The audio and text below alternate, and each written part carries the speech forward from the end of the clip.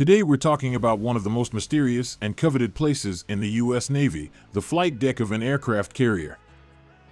Now, if you're anything like me, you've probably seen plenty of movies and TV shows where fighter jets are taking off and landing on these massive ships, with sailors running around in the background, looking all cool and serious. But have you ever stopped to wonder why you never see regular old sailors on the flight deck? Why is it always just the pilots and the flight deck crew? Well, wonder no more. Because today, we're going to dive into the top 5 reasons why U.S. Navy sailors never get to set foot on the flight deck of an aircraft carrier. The number one reason why most U.S. Navy sailors never get to go on the flight deck is simple: safety. The flight deck of an aircraft carrier is a dangerous place. There are jets taking off and landing at all hours of the day and night, and the deck is constantly moving up and down with the waves. Plus, there are all sorts of hazards lurking around every corner: fuel spills, loose equipment, and high-voltage cables, just to name a few. So, in order to keep everyone safe, the flight deck is off-limits to most sailors.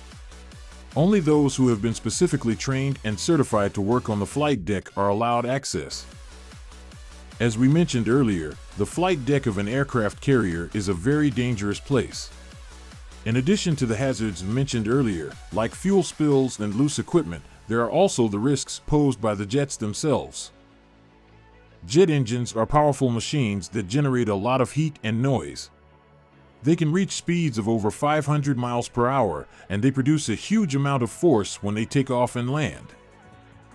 So, if you're standing too close to a jet when it's taking off, you could be seriously injured or killed by the blast of air and heat that comes out of the engine.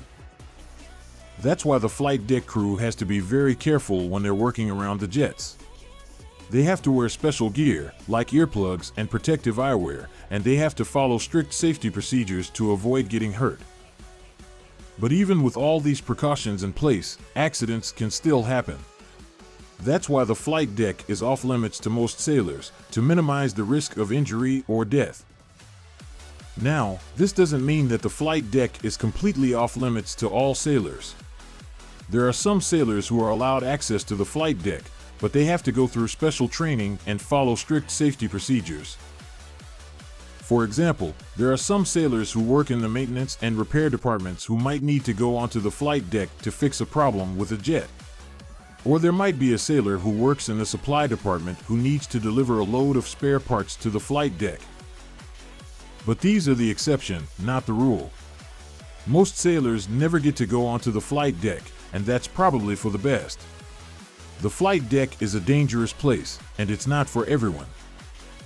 In addition to the safety concerns, the flight deck of an aircraft carrier is also a highly specialized environment that requires a lot of specialized training. For starters, you have to know how to communicate with the pilots using hand signals and radio headsets.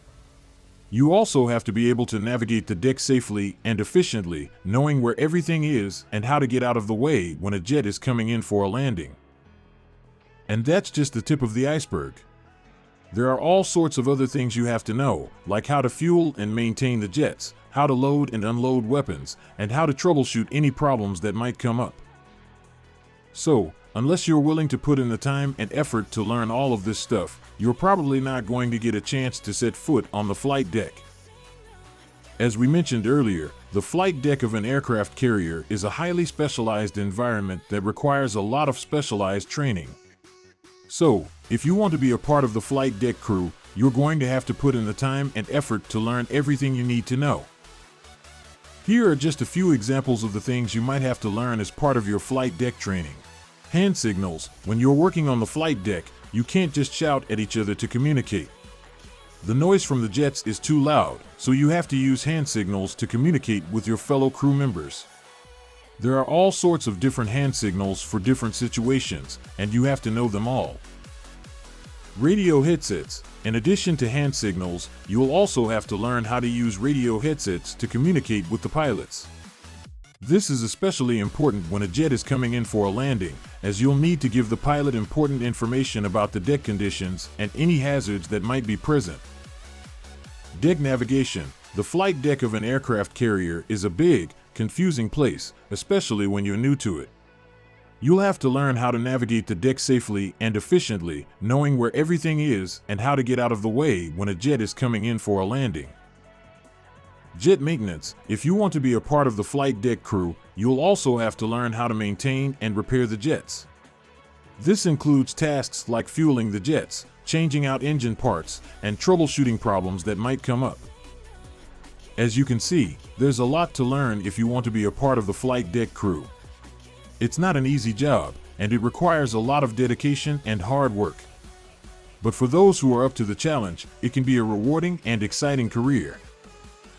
Another reason why most U.S. Navy sailors never get to go on the flight deck is that there's simply not enough space for everyone. An aircraft carrier is a massive ship, but the flight deck is still pretty cramped, especially when you consider all the jets, equipment, and supplies that have to be stored there. So, in order to keep things running smoothly and efficiently, the flight deck crew has to be kept to a minimum. Only those sailors who are absolutely necessary for the operation of the flight deck are allowed access. Even if you do manage to get the specialized training and clearance to work on the flight deck, you should be prepared for some long, hard days.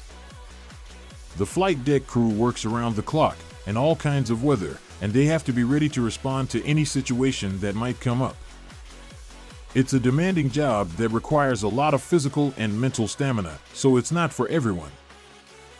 As we mentioned earlier, being part of the flight deck crew is a demanding job that requires a lot of physical and mental stamina.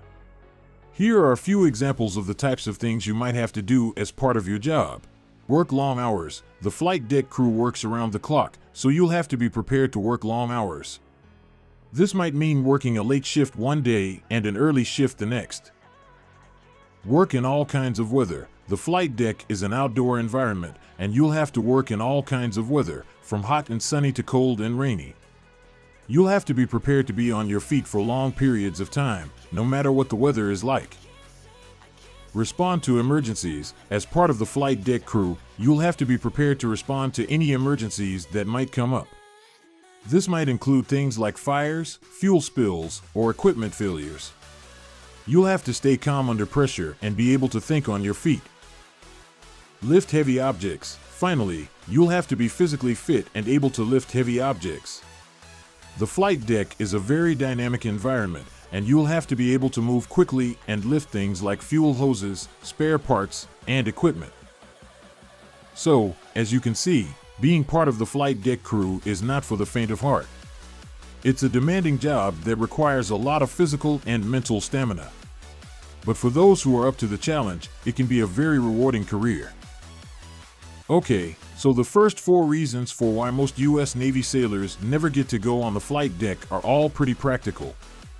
But there's also a bit of a prestige factor at play here. Let's face it, being part of the flight deck crew is kind of like being a rock star in the Navy.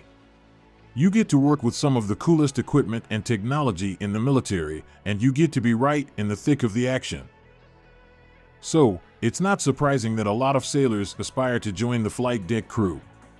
But the reality is that there are only so many spots available, and competition is fierce.